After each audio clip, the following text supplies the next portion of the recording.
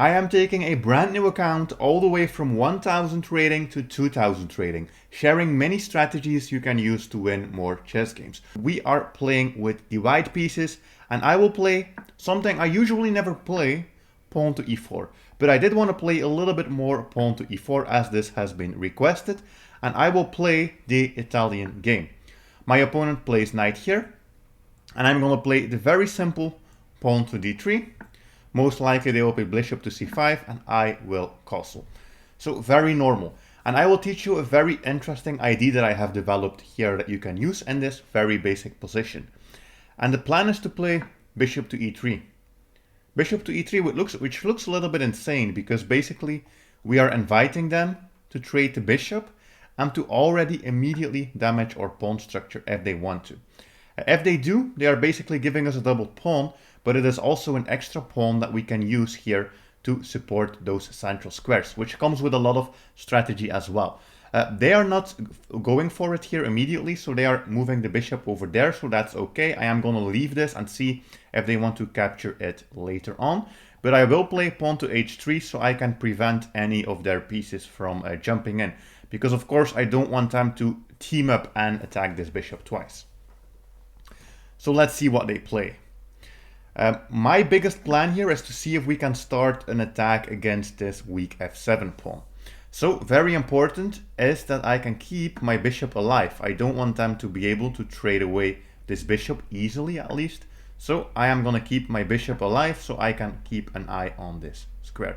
If they do play the counter attack and put their bishop here, I'm basically just going to trade it. That's also fine. So I am thinking a little bit here if there is a specific move order which is better than the other. I think we already have something interesting going on with maybe the pawn push to b4.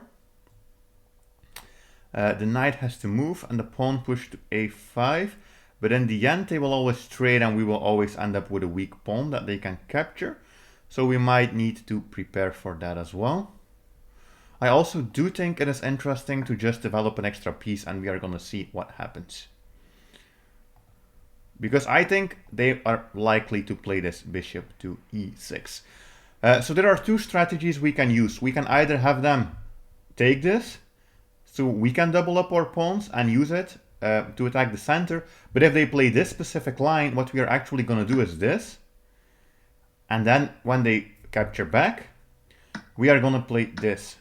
So we are basically going to eliminate both of their bishops, and now they are the ones with a damaged pawn structure. If they took this with the pawn, they would actually have double problems. They will have double pawns here and double pawns here as well. Okay. So I'm thinking, what is the best way that we can continue here? He has some weaknesses. I'm looking to see if we have an attack. Knight here looks interesting. Pawn to f4 also looks interesting. Attacking the center. So I think I'm going to start with this. It's just a tempo winning move, which means we can attack. So this is the reverse strategy. I'm going to see if I can show the actual strategy in another video where they take on e3, which is the most played move. This is like a reverse strategy where we are the ones doubling the pawns. But they are just allowing me to capture this rook.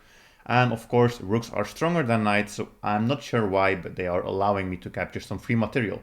If they didn't, I was thinking of maybe going for a central attack here. And now they do have doubled pawns as well, which we can undouble by trading since we are up anyway, so I don't think that is a bad plan.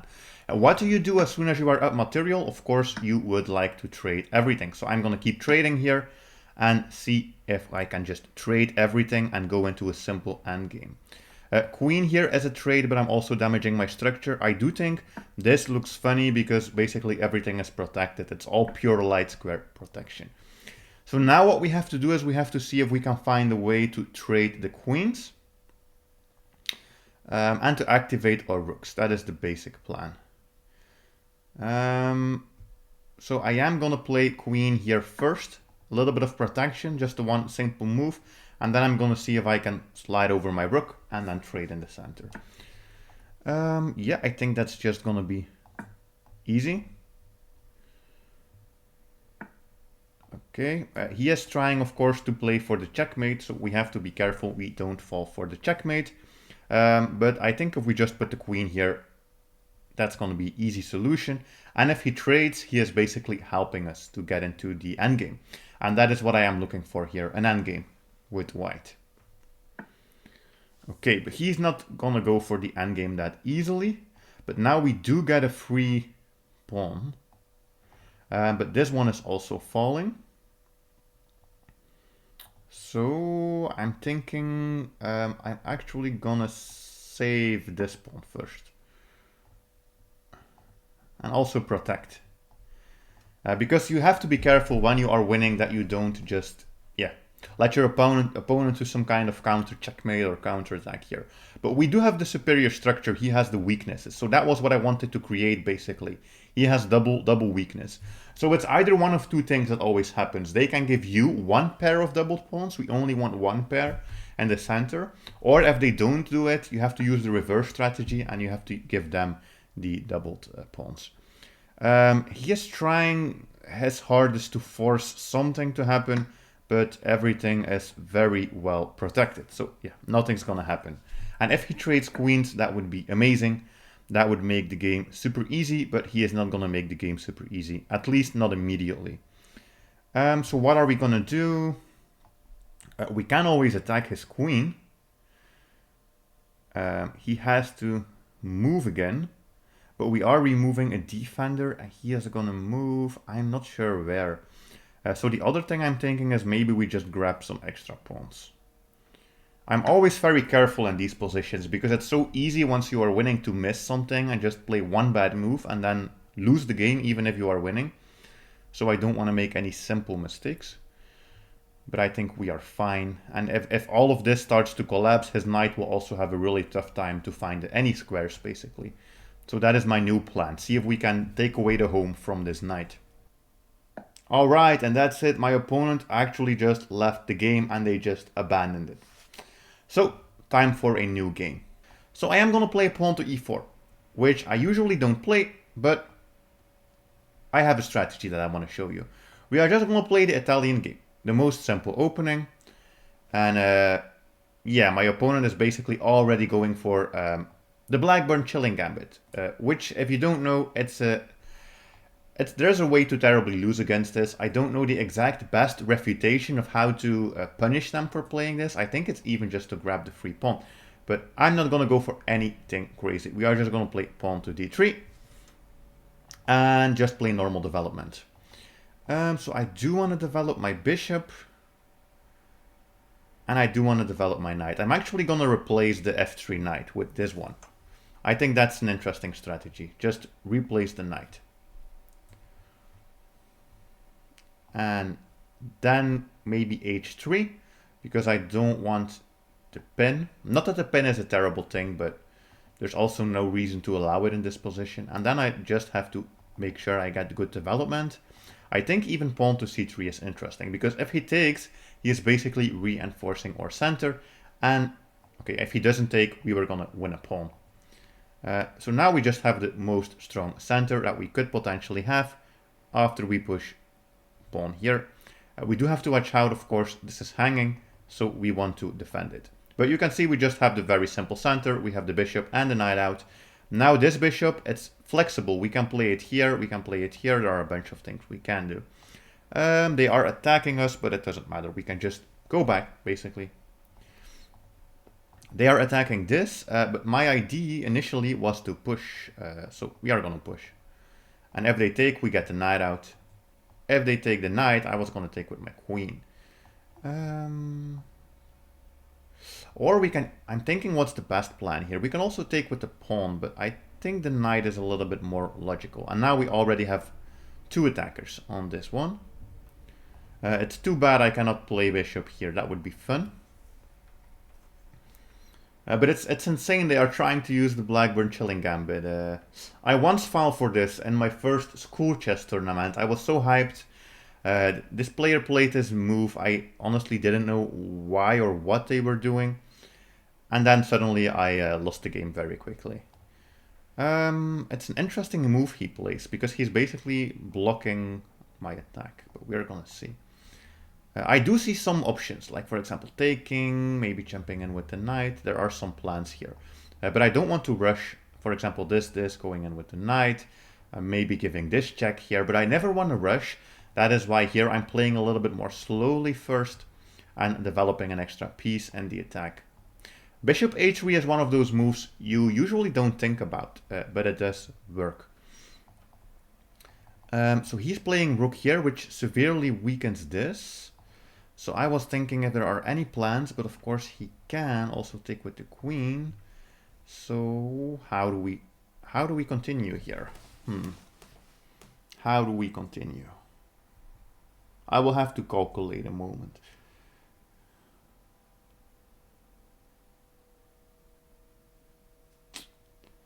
So I don't see any plan, that's the first thing. But we don't need to force anything to happen.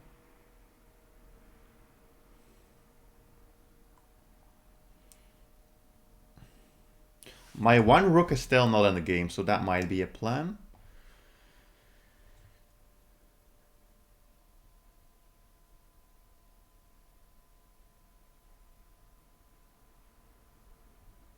Or I go for this variation. I think it's interesting. Yeah, if he takes with the knight, I had a better position. But I was thinking maybe this, because we are basically putting the same pressure again. And it is very likely that he is going to trade and trade the queens. But I think the ending position is still better for white. So we are doing a bunch of trades, yes, but the ending position will be better. And I think if he moves the queen, he will actually just be in trouble. So it's pretty much a forced trade at this point. And the reason I like it is because I think I have the better developed pieces and I will have an open file for the A rook and the open file for the E rook.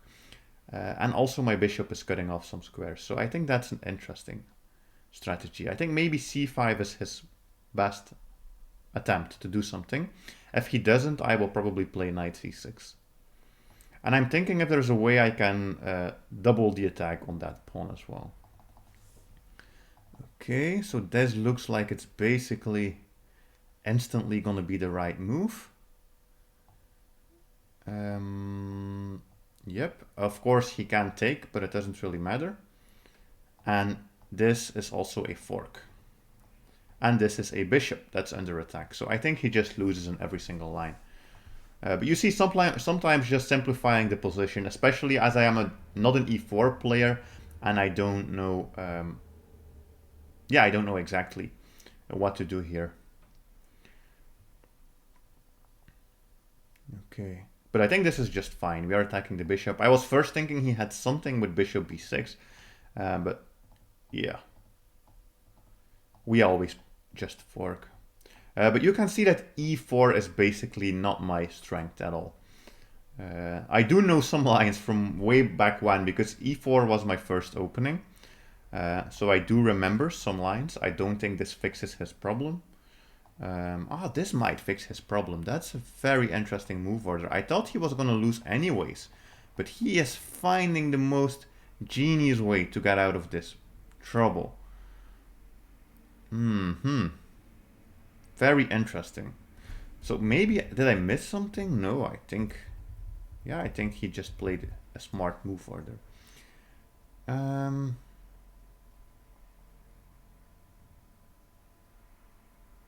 Okay, so I will have to find a way to win this endgame.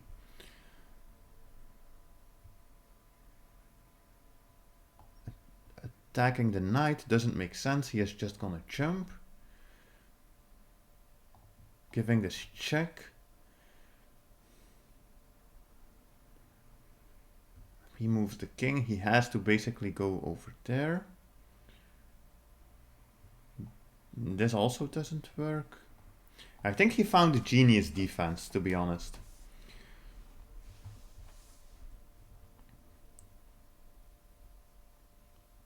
I am thinking about putting the rook here. Or maybe, although it's a little bit strange, maybe this move.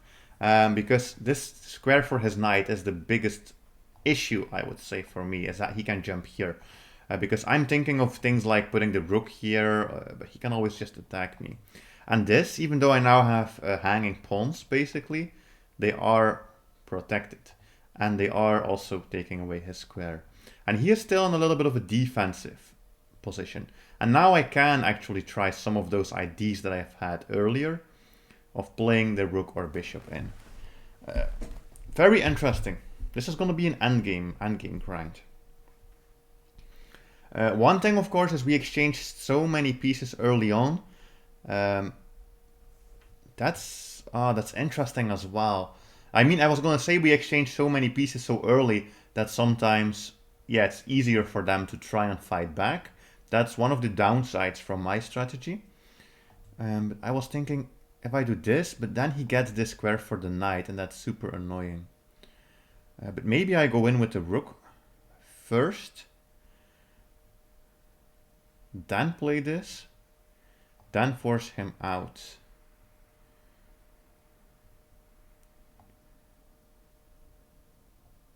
I think it's fine. And the funny thing is the bishop cannot get out anyways. And the rook cannot really do much. But maybe he has rook here. We are gonna see how that goes. Yeah, but I was gonna say one downside from my strategy is that I don't play for tricks. I don't play for attack even. So against low rated players, sometimes they can hold on for a really long time. Just because I don't really try to force any win. I think I do have a trick here with pawn here. I'm not 100% sure, but I think I do have a trick. Because his bishop is under attack, and if he goes back, he's basically losing the bishop. If he goes here, I'm taking the rook with check, and then he's losing the bishop. And if he takes, I take with check, he is gonna think he is attacking my knight, but once I grab his bishop, my knight is defended. So I think this line will lead to me having an extra piece eventually. But of course, I have known for like 5 moves that I would probably win something here. You can just feel that black was always defending, black was always under pressure, and I had a better position. And I think this is, I played this a little bit quickly maybe, but I think it's a smart plan. Because he is gonna attack, or he's not even gonna attack, maybe he realizes it. And then I take this. But he did some good calculation if he saw that line. But now I have to stop these pawns. All right.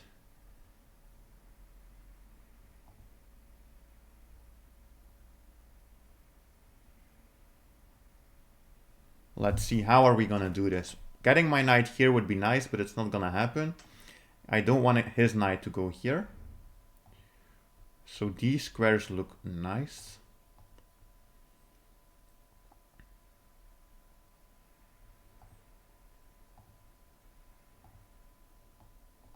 Also, of course, I can just push my own pawn as well. I think that's also a strategy.